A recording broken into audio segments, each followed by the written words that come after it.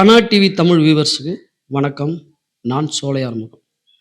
இந்த நாள் ஒரு கருப்பு நாளாக தான் நம்ம பார்க்க முடியும். என்ன அப்படின்னா, நடிகர் விவேக் அவர்கள் நம்மை விட்டு பிரிந்து 5 வருடம் ஆகிறது. அதாவது 5வது நினைவு தினம் தான் இன்று.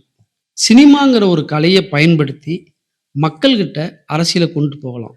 ஏன் ஆட்சியை கூட கைப்பற்றலாம். அதையெல்லாம் தாண்டி நடிகர் விவேக் அவர்கள் தன்னுடைய நகைச்சுவையின் மூலமாக சமூக விழிப்புணர்வை மக்கள்கிட்ட கொண்டு போனாரு. விவேக் அவர்கள் கோவை மாவட்டத்துல பிறந்தவர். அரசு பணியில இருந்தவர். அவருடைய எழுத்து திறமையை வச்சு அவர் திரையுலகத்திற்கு அறிமுகமானார். 1987 கே பாலச்சந்தர் அவருடைய இயக்கத்துல மனதில் உறுதி வேண்டும் அப்படிங்கிற ஒரு படத்துல தான் அவர் அறிமுகமானார். காமெடி நடிகரா மட்டும் நம்ம நினைக்க முடியாது.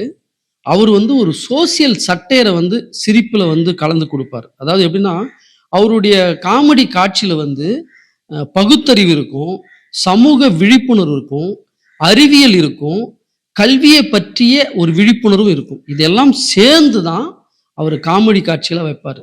நம்மளை சிரிக்க வச்சுக்கிட்டு சிந்திக்க வைக்கக்கூடிய ஒரு தனித்துவம் வாய்ந்த ஒரு நடிகர். குணச்சித்திர நடிகராகவும் நிறைய படங்கள்ல பாத்திரங்கள் பண்ணியிருக்காரு. ரொம்ப பிரமாதமான ஒரு சமூக சிந்தனையாளர். அப்துல் கலாம் அவர்களுடைய கொள்கையை முறையாக கடைபிடித்து தன்னுடைய வாழ்க்கையை சிறப்பாக பயணித்தவர். 1961 பிறந்து 2021 நம்மை விட்டு பிரிந்து விட்டார். அவர் திரைப்படத்துறையில நிறைய படங்கள் நடிச்சிருக்காரு.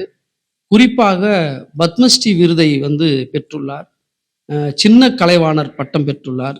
சினிமாவில் நடித்தோம் சம்பாதிச்சோம் அப்படிங்கிற ஒரு சாதாரண ஒரு வாழ்க்கையில இல்லாம சமூகத்து மேல மிகப்பெரிய ஒரு அக்கறையை கொண்டவர். முன்னாள் குடியரசுத் தலைவர் ஏபிஜே அப்துல் கலாம் அவர்களுடைய கனவை நிறைவேற்றும் வகையில 1 கோடி மரம் நட வேண்டும்ங்கிறது தான் நம் கலாம் ஐயாவுடைய கனவு.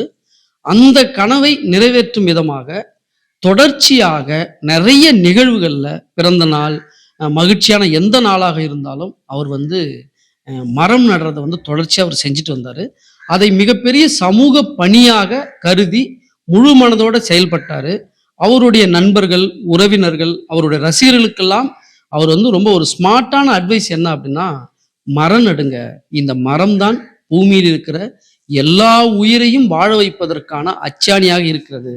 அதனால மரம் நடுங்க என்று அறிவுறுத்தி வந்தார். 1987 கே பாலச்சந்தர் அவர்களுடைய இயக்கத்துல மனதில் உறுதி வேண்டும் அப்படிங்கிற ஒரு படத்துல தான் விவேக் சார் அறிமுகமானார்.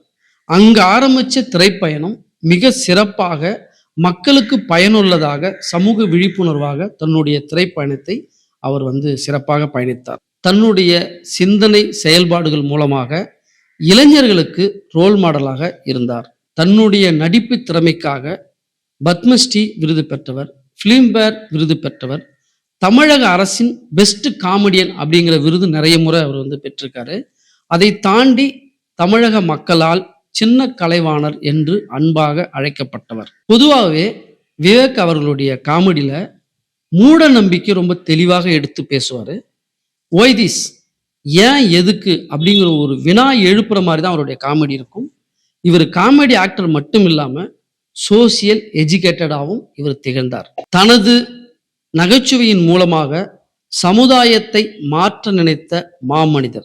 அது மட்டும் இல்லாமல் அவருடைய நகைச்சுவை என்பது சிரிப்பதற்காக மட்டுமல்ல, சிந்திப்பதற்காகவும் என்ற கொள்கையில் பயணித்த அற்புதமானவர் தான் நடிகர் விவேக் அவர்கள். விஜய், விக்ரம், சூர்யா, ரஜினி கூட இவர் நடித்த காமெடி காட்சிகள் தான் மக்கள்கிட்ட பெரிய வரவேற்பை பெற்றது. இப்ப விவேக் அவர்கள் நம்ம கூட இருந்திருந்தா 2026 எந்த கட்சிக்கு வாக்களிச்சிருப்பாரு அப்படிங்கிறத நீங்க கமெண்ட்ல சொல்லுங்க. அவருடைய சார்பாக ஜனநாயக கடமையான ஏப்ரல் 23 தேர்தல் மறக்காம அவசியம் உங்களுக்கு பிடிச்ச தலைவருக்கு, உங்களுக்கு பிடிச்ச கட்சிக்கு வாக்களிங்க. கனா டிவி தமிழ் வீடியோவை நிறைய பேர் பார்க்குறீங்க, சப்ஸ்கிரைப் பண்ணாமல் பார்க்குறீங்க. சப்ஸ்கிரைப் பண்ணிட்டு பாருங்க. மீண்டும் அடுத்த வீடியோவில் சந்திப்போம். நன்றி, வணக்கம். வாக்குச்சாவடிக்கு சென்றோ அல்லது வயதானவர்கள் முடியாதவர்கள் தபால் மூலமாகவோ தங்களுடைய வாக்குகளை கண்டிப்பாக பதிவு செய்ய வேண்டும்.